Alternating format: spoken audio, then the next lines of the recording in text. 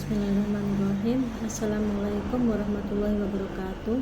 Perkenalkan, nama saya Arifah Nurlaili dengan nomor induk mahasiswa 24480285. Saya adalah mahasiswi Institut Agama Islam Sunan Giri Ponorogo, jurusan Tarbiyah, program studi PIAUD.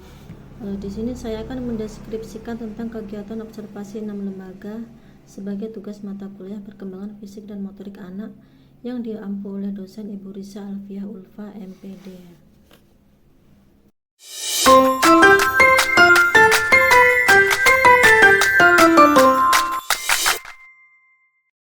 Untuk observasi pertama yang saya lakukan pada hari Senin tanggal 18 November 2024, bertempat di Lembaga Raudatul Atfal Muslimat NU 063 Tarbiyatul Islam. Tepatnya terletak di Desa Coper, Kecamatan Jetis, Kabupaten Ponorogo.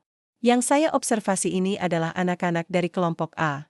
Untuk kegiatan motori halus hari ini, anak-anak mengerjakan majalah yaitu menirukan tulisan, baik, dan tidak baik, sesuai dengan gambar. Gambar tersebut menunjukkan bahwa selama kegiatan pembelajaran ada anak yang tidak mau mengerjakan majalah karena masih bergantung dengan ibunya. Kegiatan motorik halus selanjutnya adalah anak-anak membaca buku, Aku Anak Islam Suka Membaca, secara bergantian dilanjutkan dengan istirahat. Kegiatan selanjutnya pada hari Sabtu tanggal 23 November 2024, anak-anak melakukan kegiatan motorik halus berupa pembiasaan sehari-hari seperti menyanyikan sholawat, menghafal surat-surat pendek, doa sehari-hari dan hadits-hadits Nabi. Setelah kegiatan berdoa dan pembiasaan sehari-hari, anak-anak diajak menyanyikan lagu-lagu untuk anak TK, contohnya menyanyikan Mars TK Muslimat, Tepuk Anak Sehat, lagu Ice Breaking dan lagu-lagu lainnya. Kemudian anak-anak melakukan kegiatan senam bersama dengan iringan lagu, Senam Anak Ceria. Senam termasuk dalam kegiatan motorik kasar. Senam irama dapat membantu anak usia dini meningkatkan motorik kasarnya. Melalui senam, anak dapat melatih koordinasi gerakan mata, kaki, tangan, dan kepala. Senam juga dapat membantu anak mengembangkan keseimbangan, kelenturan, dan kelincahan. Alhamdulillah, kegiatan observasi di Lembaga Raudatul Atfal Muslimat NU Desa Coper dapat berjalan dengan lancar. Hal tersebut dapat ditunjukkan dengan kemampuan motorik kasar dan halus anak-anak kelompok A dapat berkembang dengan baik, meskipun ada beberapa anak yang masih memerlukan dorongan, bimbingan dari ibu guru agar anak tersebut mau melakukannya. Seperti saat mengerjakan majalah, ada anak yang tidak mau mengerjakannya karena mencari ibunya. Tetapi setelah ibu guru membujuknya akhirnya anak tersebut mau melakukannya. Memang ada beberapa anak yang masih ditunggu orang tuanya. Hal tersebut dapat mempengaruhi anak-anak selama proses pembelajaran yang pada akhirnya membuat tidak mandiri dalam melakukan sesuatu karena masih bergantung dengan orang tuanya.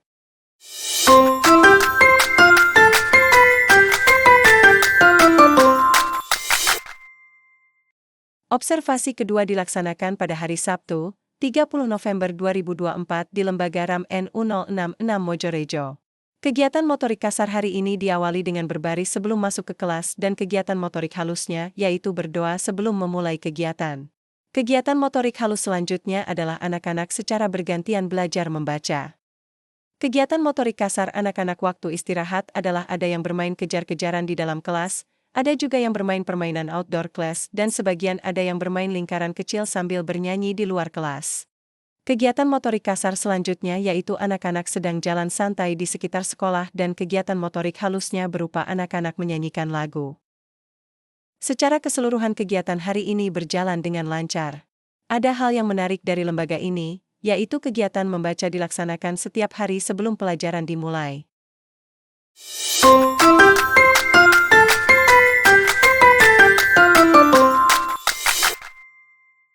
Kegiatan motorik kasar hari ini di RAM NU 057 Al-Islah Mojomati adalah beberapa anak sedang bermain jungkat-jungkit, ada yang bermain ayunan, ada yang bermain kejar-kejaran dan ada juga yang memanjat tiang.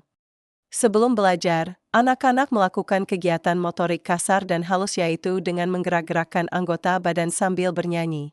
Kemudian dilanjutkan dengan mengerjakan majalah berupa mewarnai gambar. Berdasarkan hasil observasi dan wawancara di RAM NU 057 Al-Islah Mojomati pada hari Senin, 9 Desember 2024, kemampuan fisik motorik kasar maupun halus anak-anak sudah berkembang dengan baik. Namun masih ada beberapa anak yang masih memerlukan Bimbingan dan dorongan dari ibu guru saat mengerjakan majalah dan mewarnai.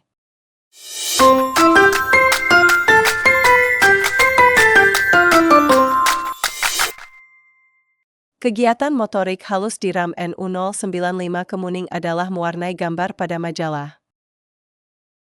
Ada anak yang tidak mau mewarnai. Anak-anak menunjukkan hasil karyanya. Kegiatan motorik kasar waktu istirahat, ada beberapa anak yang bermain sepak bola. Berdasarkan hasil observasi dan wawancara di RAM NU 095 Kemuning pada hari Jumat tanggal 13 Desember 2024, kemampuan fisik motorik kasar dan halus anak-anak berkembang dengan baik. Namun ada salah satu anak yang masih memerlukan bimbingan dan dorongan dari ibu guru saat mewarnai.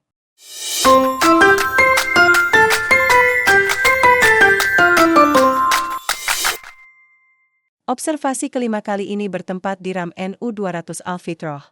Lembaga tersebut tepatnya berada di Jalan Raya Melarak Pulung nomor 84 Desa Melarak, Kecamatan Melarak, Kabupaten Ponorogo. Kegiatan motorik halus hari ini diawali dengan anak-anak sedang mendengarkan penjelasan dari ibu guru sebelum mengerjakan majalah. Kegiatan motorik halus selanjutnya yaitu anak-anak mewarnai gambar yang ada pada majalah. Saat mereka mengerjakan majalah, ada beberapa anak yang sedang asyik ngobrol dengan temannya. Kemudian ibu guru menegur anak tersebut sehingga anak tersebut melanjutkan mewarnai gambar. Beberapa anak sedang melakukan kegiatan motorik kasar yaitu bermain permainan outdoor class. Mereka secara bergantian menaiki tangga dengan hati-hati. Secara keseluruhan observasi hari ini di RAM NU 200 Desa Melarak berjalan dengan lancar. Kemampuan motorik kasar maupun halus anak-anak berkembang dengan baik. Anak-anak antusias mendengarkan ibu guru menerangkan pelajaran. Mereka juga mengerjakan majalah dengan senang.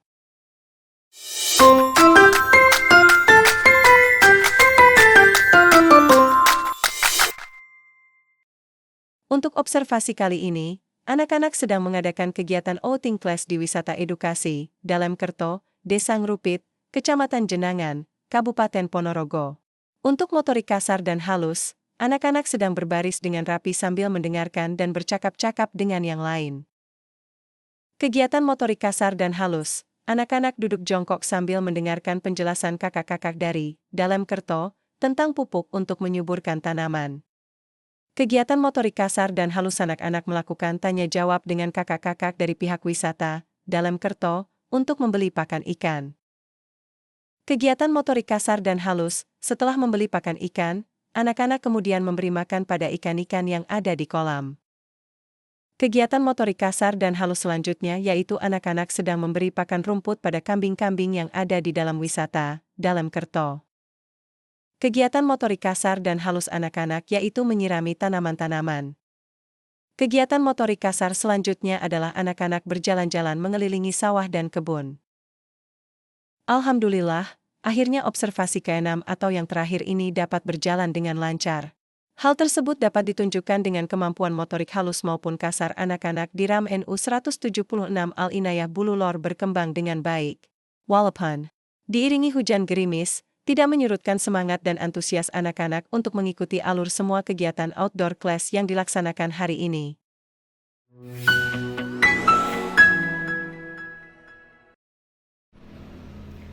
Alhamdulillahirrabbilalamin, observasi kegiatan motorik halus dan kasar pada anak dari 6 lembaga telah selesai serta dapat berjalan dengan lancar tanpa ada suatu halangan apapun. Berdasarkan observasi dari 6 lembaga tersebut, dapat disimpulkan bahwa secara keseluruhan, kemampuan motorik halus maupun kasar anak-anak dapat berkembang dengan baik, walaupun ada beberapa anak yang masih memerlukan dorongan dan bimbingan dari ibu guru. Selama observasi, ada beberapa hal yang menarik bagi saya, yaitu diantaranya yang pertama adalah ada anak yang tidak mau mengerjakan majalah maupun melakukan suatu kegiatan.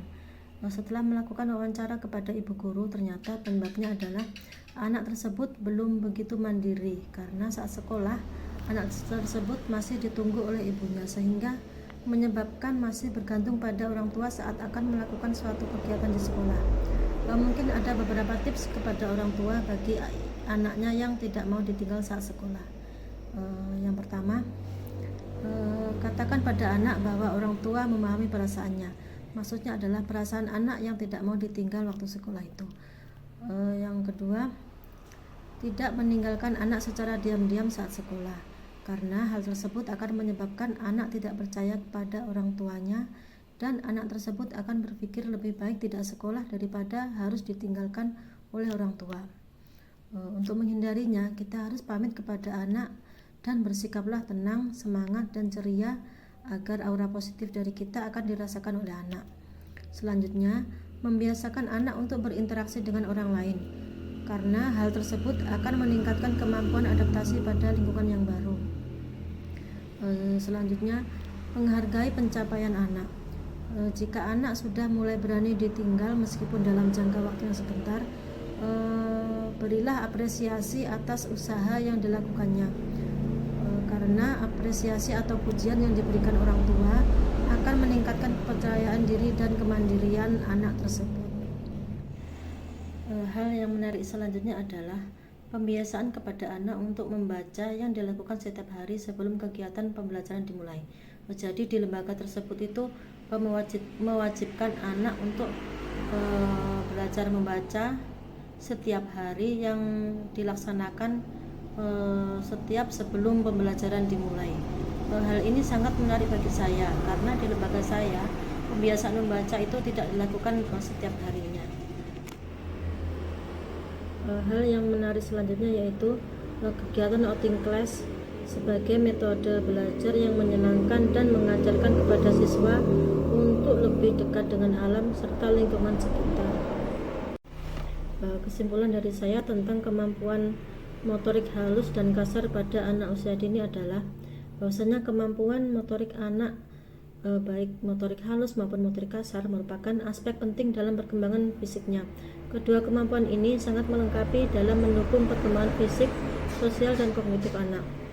Stimulasi yang tepat melalui permainan, aktivitas fisik, dan kegiatan sehari-hari sangat penting untuk mendorong perkembangan motorik anak.